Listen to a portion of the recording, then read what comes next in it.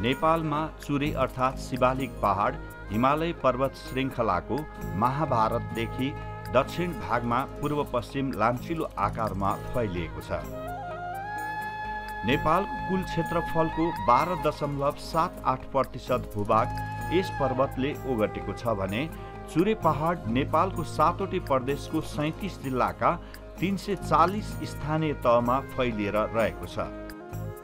यो पहाड पत्रे चट्टानहरू, बलौटी चट्टान, माटो चट्टान, मसिनो चट्टान, सेल र सङ्गुटिकाको सम्मिश्रणबाट बनेको अत्यन्तै कमलो पहाड हो।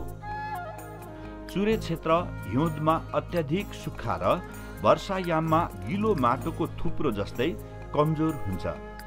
यसको बनावट यो कान्छो पर्वत श्रृङ्खला भएको कारणले र पनि र यसको बनावटको दृष्टिले पनि यो अरूभन्दा तुलनात्मक रूपले अलिक कमजोर प्रकृतिको छ भन्दै आइराखिएको अवस्था हो। जो एउटा भौगोलिक संरचना छ त्यसको कमजोर अवस्थाको कारणले पनि यसको संवेदनशीलता निकै धेरै छ। त्यो संवेदनशीलतालाई समेत ध्यान दिएर चुरेको व्यवस्थापन र संरक्षण गर्नुपर्ने बाटो एउटा छ भने अर्को चुरेको तल्लो तटीय क्षेत्रमा रहेको नेपालको जनसङ्ख्याको निकै ठुलो क्षेत्र, उत्पादनको हिसाबले उत्पादनको भण्डार नेपालको समतल भूभाग जो छ, चुरेमा हुने गतिविधिहरूको प्रत्यक्ष प्रभाव चाहिँ नेपालको अन्न भण्डारमा र जनसङ्ख्याको निकै ठुलो हिस्सामा यसको प्रभाव प्रत्यक्ष रूपमा पर्ने भएको कारणले पनि चुरेको व्यवस्थापनको विषय अलि बहुआयामिक छ। यो वातावरणीय पनि दृष्टिले पनि, आर्थिक दृष्टिले पनि, यो सामाजिक दृष्टिले पनि बहुआयामिक महत्त्वको रहेको छ। त्यसकारण यही महत्त्वलाई नै ध्यान दिएर चुरेको संरक्षण र व्यवस्थापनको विषयलाई नेपाल सरकारले राष्ट्रिय गौरवको एउटा आयोजनाको रूपमा, कार्यक्रमको रूपमा यसलाई सञ्चालनमा ल्याइराखेको छ। चुरे पर्वतीय श्रृङ्खला अन्तर्गत चुरे पहाड, भित्री मधेस, ससाना उपत्यका तथा खोज, भावर क्षेत्रहरू पर्दछन्। जैविक विविधताको भण्डारणको रूपमा पनि यो पर्वतको महत्त्व रहेको छ। यो क्षेत्रलाई पर्यटन प्रवर्धन, वन पैदावारको उत्पादन, नदीजन्य वस्तुको स्रोतका रूपमा हेरिन्छ। तराई र भावर क्षेत्रमा पानीको पुनर्भरणका लागि पनि चुरेको असाध्यै महत्त्व रहेको छ। साथै अनेकौं लोपोन्मुख वन्यजन्तुहरूको वासस्थान तथा पारिस्थितिकीय प्रणालीको निरन्तरताका लागि पनि यो चुरे क्षेत्र महत्त्वपूर्ण रहेको छ। चुरे क्षेत्र नेपालको झन्डै 12.78% भूभाग ओगटेको, भौगोलिक हिसाबले कमजोर र तराई क्षेत्रको खास गरेर एउटा आधारको रूपमा रहेको र वन क्षेत्रको हिसाबले भन्यो भने झन्डै 72% भन्दा बढी वन क्षेत्र रहेको क्षेत्र हो। र यसलाई संरक्षण गर्दा हामीले तराईको समग्र जनजीवन, त्यहाँका खेती प्रणालीलाई जोगाउनुका साथै चुरे क्षेत्रमा रहेका जैविक विविधताको संरक्षण गर्ने हिसाबले पनि महत्त्वपूर्ण भएको हुनाले यो क्षेत्रको, चुरे क्षेत्रको संरक्षण र व्यवस्थापनलाई एउटा राष्ट्रिय गौरवको आयोजनाको रूपमा नेपाल सरकारले पहिचान गरेर कार्यक्रमहरू अघि बढिरहेको अवस्था छ। चुरे पर्वतको महत्त्व अत्यधिक रहेको भए तापनि कमजोर भूबनोटको कारण तथा मानव सृजित समस्याका कारणले प्रत्येक वर्षको बर्सात सुरु भएसँगै पहिरो, भूक्ष्य तथा बाढीको प्रकोप हुने गरेको छ। ढुङ्गा, गिटी, बालुवाको अनियन्त्रित दोहन तथा चोरी, वनको विनाश, डढेलो, खुला चरीचरण जस्ता मानव सृजित कारणले चुरेको हैसियत दिन प्रतिदिन खस्की तल्लो तटीय क्षेत्रमा बाढी गई हजारौं हजार बिघा खेतीयोग्य जमिन बगरमा परिणत भएका मात्रै छैनन्, कयौं मानिसको अकालमा ज्यान समेत गएकोले तराई मधेसका उर्वर खेतीयोग्य फाँटहरूको संरक्षणको लागि पनि चुरे संरक्षण अपरिहार्य महसुस गरी राष्ट्रिय गौरवको आयोजनाको रूपमा 2071 असाढ 2 गते चुरे क्षेत्रलाई वातावरणीय संरक्षण क्षेत्र घोषणा गरी राष्ट्रपति चुरे तराई मधेस संरक्षण विकास समिति गठन गरी समिति मार्फत चुरे संरक्षणका कार्यक्रमहरू सञ्चालन गरिँदै आएको छ। राष्ट्रपति चुरे तराई मधेस संरक्षण विकास समितिको स्थापना दिवसको उपलक्ष्यमा तराई मधेस लगायत सम्पूर्ण देशवासीलाई हार्दिक मङ्गलमय शुभकामना व्यक्त गर्न चाहन्छु।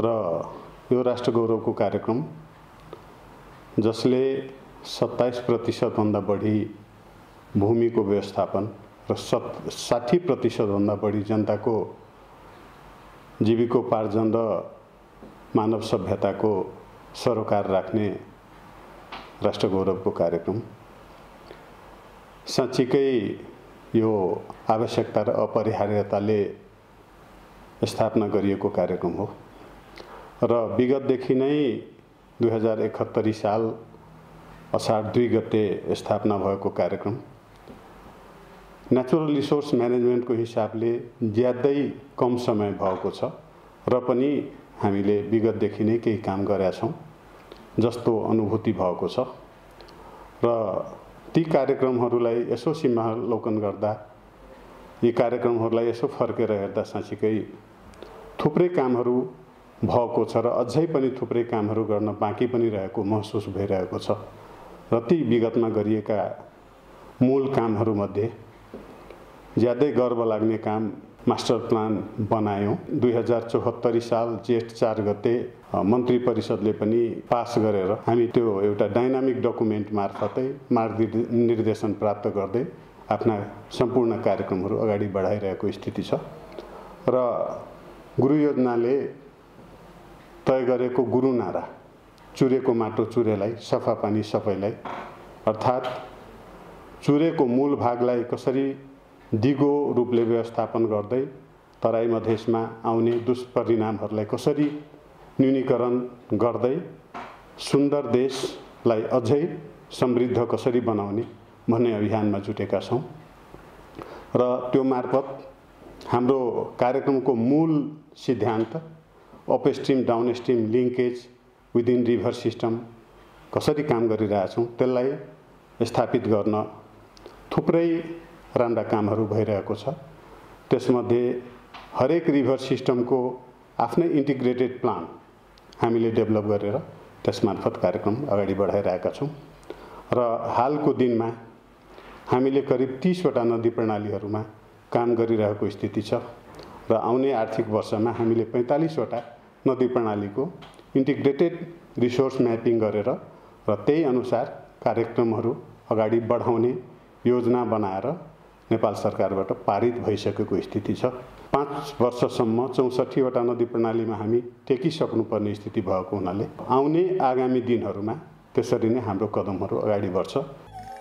राष्ट्रपति चुरे तराई बदेश संरक्षण विकास समितिले चुरे पर्वतको प्रभावकारी संरक्षण एवं एकीकृत प्रणाली अनुरूप विकास एवं व्यवस्थापन कार्यान्वयनको लागि चुरे संरक्षण तथा व्यवस्थापनका विभिन्न कार्यक्रम तर्जुमा गरी कार्यान्वयन गरेको छ। मूल समस्याको व्यवस्थापनको प्रश्न मुख्य रूपमा हामीले उपल्लो तटीय क्षेत्र जो चुरे ल्यान्डस्केपमा नै केन्द्रित गरेका छौँ। त्यसकारण माथिल्लो क्षेत्रमा हामीले वृक्षारोपणका कार्यक्रमहरू संरक्षण पोखरीहरूको चाहिँ व्यवस्थापन र त्यसको संरक्षणका कार्यक्रमहरू अनि भूक्षय नियन्त्रणका कार्यक्रमहरू अलि जोखिमयुक्त बस्तीहरू जहाँ छन् ती बस्तीहरूको चाहिँ पुनर्व्यवस्थापनका निम्ति गरिने अध्ययनका कार्यक्रमहरूलाई हामीले अलि प्राथमिकताका साथ उपल्लो तटीय क्षेत्रमा अगाडि बढाइराखेका छौँ ताकि चुरे विनाशको जो प्रश्न छ त्यो चुरे विनाशको सम्भावना र अनुमानका जे कुराहरू छन् रोक्नको लागि निराकरण गर्नको लागि र चुरेको माटो कम्तीमा पनि चुरेकै निम्ति उपयोग होस् र चुरेकै व्यवस्थापनको निम्ति र त्यसलाई चाहिँ अझ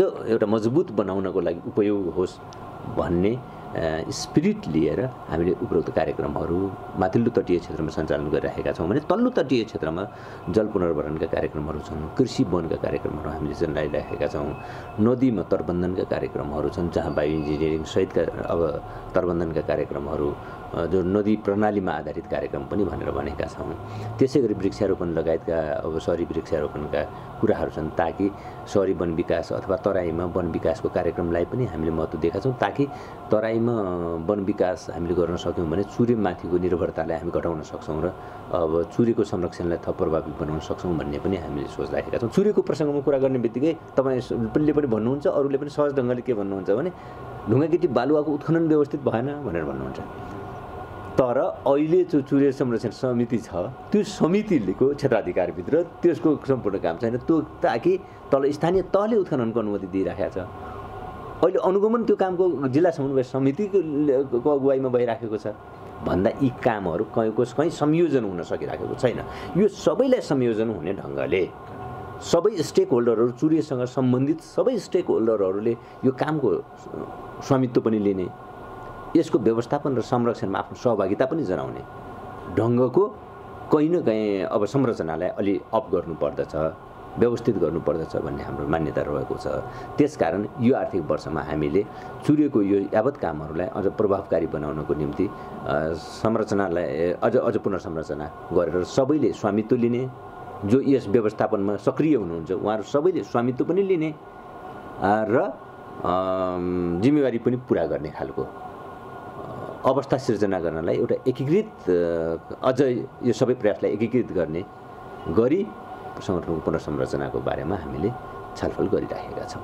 आर्थिक वर्ष 75-76 मा प्रदेश तथा स्थानीय तह मार्फत समेत समितिका कार्यक्रम सञ्चालन भएका थिए भने चालु अब 76-77 मा भने स्थानीय तह सङ्घको सहकार्यमा समितिका 5 वटा कार्यक्रम कार्यान्वयन इकाइहरू क्रमशः सलकपुर मोरङ, जनकपुर धनुषा, भरतपुर चितवन, बुटवल रूपन्देही तथा लम्की कैलाली मार्फत कार्यक्रम सञ्चालन हुँदै आएका छन्। चुरे संरचनाको कुरो गर्दा विगत 66-67 सालदेखि नै चुरे संरक्षण कार्यक्रमहरू सञ्चालन भएका थिए र चुरे पर्वतीय श्रृङ्खला संरक्षण गर्न आवश्यक छ भनेर नेपाल सरकार मन्त्री परिषदले 2071 साल असार 2 गते समितिको गठन गर्यो र सोही अनुरूप कार्यहरू पनि सञ्चालन भएका छन् र 2074 साल जेठ 4 गते गुरु योजना नेपाल सरकारले स्वीकृत गर्यो र सोही अनुसार नै कार्यहरू भइरहेका छन् र विगतका वर्षहरूमा 71-72 देखि तत्कालीन जिल्ला वन कार्यालय, भू संरक्षण कार्यालय, कृषि विकास कार्यालय लगायत कार्यालयहरूसँग सहकार्य गरेर कार्यक्रम सञ्चालन भएका थिए। संहिताको क्रममा यी कार्यालयहरू कोही खारिज भए अनि कोही चाहिँ अन्य कार्यालयहरूसँग मर्ज हुन पुगे र गत साल 75-76 मा चाहिँ हामीले स्थानीय तह मार्फत कार्य सञ्चालन गरियो भने यसपालि चाहिँ चुरे समिति अन्तर्गत नै 5 वटा कार्यान्वयन इकाइहरू मोरङ, जनकपुर, चितवन, बुटवल र कैलालीको लम्कीमा स्थापना गरेर कार्यहरू सञ्चालन भइरहेका छन् र यहाँ समितिले थोरै कार्यहरू अनुसन्धान सम्बन्धी काम गर्छ भने नदी प्रणाली लगायत अन्य कार्यहरू कार्यान्वयन इकाइबाटै गरिन्छ। को सतहभन्दा माथि उठेका नदीजन्य पदार्थको व्यवस्थापनको साथै खोलालाई आफ्नो सतहमा बग्ने व्यवस्थापनका लागि कार्यहरू गरिएका छन्, जसको लागि तोकिएका निश्चित स्थानहरूबाट मात्र आवश्यकता अनुसारको नदीजन्य पदार्थ झिक्ने व्यवस्था गरिएको छ। पर्यटन क्षेत्र प्रवर्धन कार्यक्रम, पोखरी सिमसार क्षेत्रको संरक्षणको साथै वृक्षारोपणबाट हरियाली प्रवर्धन गरी पर्यटनको लागि पूर्वाधारको विकासका कार्यहरू गरिएका छन्। अध्ययन अनुसन्धान कार्य, 164 नदी प्रणालीमा नदीजन्य पदार्थको कुल मौजात र वार्षिक रूपमा निकाल्न सकिने परिणामको आकलन, चुरे क्षेत्रमा भौतिक पूर्वाधारको कोरिडोर निर्माण गर्ने कार्यको अध्ययन गरिएको छ। सामाजिक परिचालन कार्यक्रम, आज हामी राष्ट्रपति चुरे तराई मधेस संरक्षण विकास समितिद्वारा आयोजित चेतनामूलक सडक नाटक सङ्कल्प लिएर उपस्थित भएका छौँ। राष्ट्रपति चुरे तराई मधेस संरक्षण विकास समितिले जनताहरूमा चेतना अभिवृद्धि गर्न विभिन्न सचेतनाका कार्यक्रमहरू, प्रचार प्रसारका सामग्री उत्पादन, सामाजिक परिचालन कार्यक्रम, चुरे संरक्षणका लागि समूह, सञ्जाल, क्लब तथा विद्यालयका विद्यार्थीहरू, शिक्षकहरू मार्फत गरिएको छ। हाम्रो मूल नारा चुरेको माटो चुरेलाई, सफा पानी हामीलाई भन्ने हाम्रो मूल नारा रहेको छ। त्यसको अर्थ चुरेबाट बग्ने खुकुलो माटो बग्न रोक्नका लागि त्यहाँ हामी घाँसहरू रोप्नेछौँ, बिरुवाहरू रोप्नेछौँ, माटोलाई चुरेमै राख्नेछौँ र त्यहाँबाट बगेर आउने पानीमा बालुवा, ढुङ्गा, माटो, गिटी बगेर आउने छैन, पानी सफा हुनेछ। तराई र मधेसमा खोलाहरूले विनाश गर्ने छैन र तराई मधेसमा चाहिँ पानी प्राप्त हुनेछ भन्ने त्यसको आशय हो। अर्को कुरा, चुरेबाट जुन पानी भित्र पस्छ त्यो पानी भाबर क्षेत्रभन्दा तल आएर तराईमा माथि निक्लिने गर्छ र त्यही पानी हामीले यो तल ग्राउन्ड वाटर रिचार्ज भन्छ, यो भूमिगत जल पुनर्भरण कार्यक्रमका रूपमा पनि चुरेलाई लिएको छ। चुरेबाट भित्र पसेको पानी नै तराईबाट माथि निक्लने हो र यदि हामीले चुरेलाई संरक्षण गर्न सकेनौँ भने हाम्रा सम्पूर्ण पानीका मुहानहरू सुक्नेछन् र हामी पानी खान नपाएर भोलि काकाकुल हुनेछौँ। त्यसैले चुरे पहाड संरक्षण गरौँ। तपाईँहरूको साथमा राष्ट्रपति चुरे तराई मधेस संरक्षण विकास समिति रहनेछ। हामी निरन्तर तपाईँहरूका माझमा आउनेछौँ। चुरे क्षेत्रमा रहेका स्कुलहरूमा हरियाली प्रवर्धन, हाजिरी जवाब, वक्तृत्व कलाका कार्यक्रमहरू सञ्चालन गरिँदै आएको छ। यसै गरी चुरे संरक्षण सम्बन्धी र वन वातावरण सम्बन्धी तालिम गोष्ठीहरू पनि सञ्चालन हुँदै आइरहेको छ र यो चुरे व्यवस्थापन समूह गठन गरेर फिल्डमा उहाँहरू मार्फतै हामीले कामहरू पनि गरिरहेका छौँ र यी कामहरूलाई चाहिँ निरन्तरता दिने कार्यक्रम रहेको छ। यसबाट चाहिँ चुरे क्षेत्रमा रहने बासिन्दाहरूको चाहिँ चुरे संरक्षणमा सक्रिय सहभागिता होस् भनेर कार्यक्रम सञ्चालन गरिएको छ। यस प्रकार राष्ट्रपति चुरे तराई मधेस संरक्षण विकास समितिले चुरे तराई मधेस संरक्षणको लागि विविध कार्यक्रमहरू सञ्चालन गर्दै आएको छ। गुरु योजनाले धेरै कार्यक्रमहरूलाई समावेश गरिएको छ र सरकारको दायित्व सबैतिर हेर्नुपर्ने रहेको हुनाले गुरु योजनामा रहेका प्रमुख कार्यहरू नदी प्रणालीका कार्यहरू र यसमा चाहिँ नदीको उपल्लो क्षेत्रमा गल्छी पहिरो निर्माणहरू गर्ने, संरचना गरेर माटो पानी जोगाउने कार्यहरू गर्ने र नदीको तल्लो भेगमा गइसकेपछि नदी चौडा हुने र दुवै किनारातर्फ कटान गर्ने भएको हुनाले तटबन्धनका कार्यहरू स्पर बाइक सहितको बायो इन्जिनियरिङ सहितका कार्यहरू रहेको छ र यसै गरी माथिल्लो क्षेत्र चुरे क्षेत्रमा भएका वनजङ्गल संरक्षण, वृक्षारोपण र कृषि वनका कार्यक्रमहरू सञ्चालन गरिएको छ भने तल्लो बेल्टमा पनि कृषि वनका कार्यक्रमहरू र वृक्षारोपण कार्यक्रमहरू सञ्चालन गरिएको छ, जसको प्रतिफल पनि आउन थालिसकेको छ।